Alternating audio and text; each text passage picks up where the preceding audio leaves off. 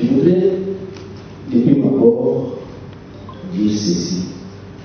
En rapport avec, si je peux appeler cela incident critique, de ce qui s'est passé le matin, par rapport à la sortie de certains candidats, je vous demanderai vraiment de ne pas en tenir rigueur, mais moi je voudrais plutôt essayer de les nuancer. Comment? En fait, c'est ce qui se passe dans le Maïdo. Un des problèmes que nous avons dans le Maïdo, c'est-à-dire nous avons des gouverneurs qui sont tout le temps partis. Donc je prends cet exemple en simulation. Un cas de figure de ce que représente le gouverneur de Maïdo. Les gouverneurs sont tout le temps partis. Ils ne veulent pas rester en province. Vous êtes élu gouverneur de la province de Maïdo, mais vous devez y rester travailler.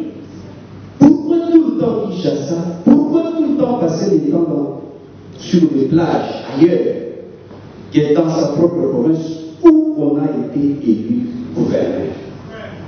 Faites le calcul, depuis 2015 jusqu'à ce moment, tous ceux qui sont passés comme gouverneurs, le temps qu'ils ont eu à passer ailleurs par rapport au temps qu'ils sont restés en province, c'est les jours et la nuit. Je suis locataire à Gombe, j'ai ma petite maison que je suis en train de construire à Gombe. Je n'ai pas assez de moyens. Je ne pourrais pas, en homme conscient, attendre qu'il y ait le finissage de ma maison à Gombe pour aller y habiter alors que je n'ai pas assez de moyens. Qu'est-ce que je vais faire? Je dois aller terminer ma maison pendant que je suis là. Je vais faire les travaux de finissage là, à Gombe, pour éviter d'autres dépenses liées au loyer.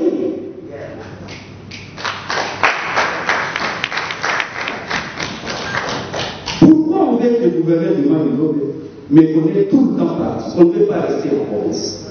C'est-à-dire qu'on est en train de fuir la province. On veut seulement voir combien c'est rentré, et voilà, on prend et on l'amène ailleurs. On n'investit pas dans le Maïdo avec ce genre de comportement.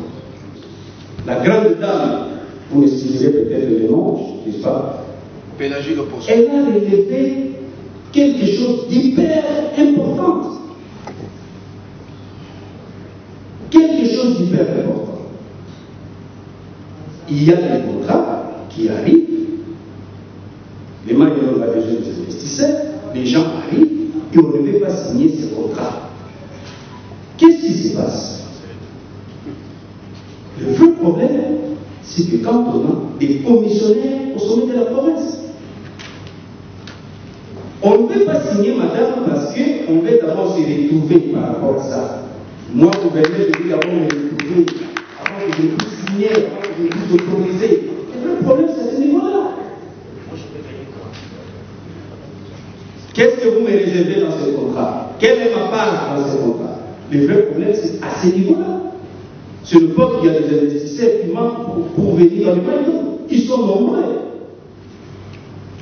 Mais le comportement des responsables de la province font fuir ces investisseurs parce qu'un investisseur sérieux qui n'a pas encore investi dans la province où il veut aller et que le responsable puisse lui demander d'abord sa rétrocommission, est-ce que c'est normal?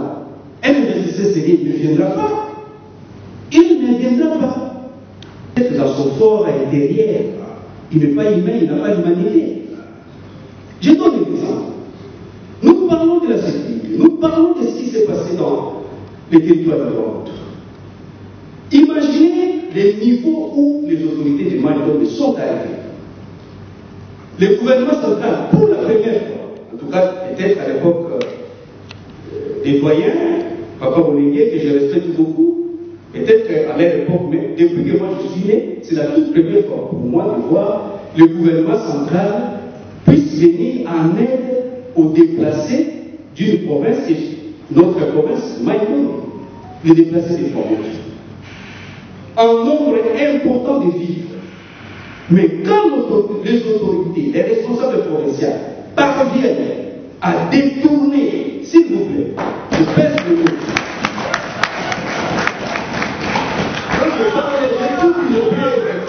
J'ai toutes les preuves aussi. Quand les autorités parviennent à détourner les biens qu'on a expédiés pour les gens qui souffrent, alors je ne sais pas, nous sommes à quel niveau? Est-ce qu'il y a encore vraiment de l'humanité dans le monde? Nous sommes encore humains? On est responsable? On a son salaire? En dehors de ce salaire, ce qui se passe à l'Allemagne avec la prédation, c'est-à-dire on s'accapare de tout. Et aller jusqu'au niveau de détourner un bien qu'on a envoyé à quelqu'un qui souffre. C'est ça qui est envoyé. C'est ça l'humain. Et pour revenir dans le cadre de ces assises, je suis à la page 13 de votre fascicule de la gestion de la province par méritocratie et puis la gestion de la province par rotation. Et vous nous dites que non, c'est comme si on ne s'y intéresse pas. Mais moi, je vais vous demander, à ce moment, l'agir comment? Est-ce que vous avez à interroger l'histoire pour comprendre ce qui s'est passé lors du démembrement? Qu'est-ce qui a été dit? Parce que les pionniers sont là. D'autres nous ont précédés dans le delà, mais il y a certains qui sont là, qui sont encore vivants. Est-ce que vous avez à les interroger? Qu'est-ce qui s'était dit? Qu'est-ce qui s'était passé lors du démembrement? Nous étions là, maintenant nous sommes Kwilu, Kwango, nous étions Bandou, plutôt maintenant nous sommes Maïdobe, Kwilu et Kwango. Qu'est-ce qui s'était dit? Les pionniers sont là. Ils pourront peut-être vous dire ce qui s'est passé. Et je vous demandais peut-être de nous ramener un peu ce que vous aurez, quand vous aurez à interroger l'histoire de mercredi, quand nous allons nous retrouver entre nous, le candidat gouverneur. Voilà ce que j'avais à dire. Je vous remercie.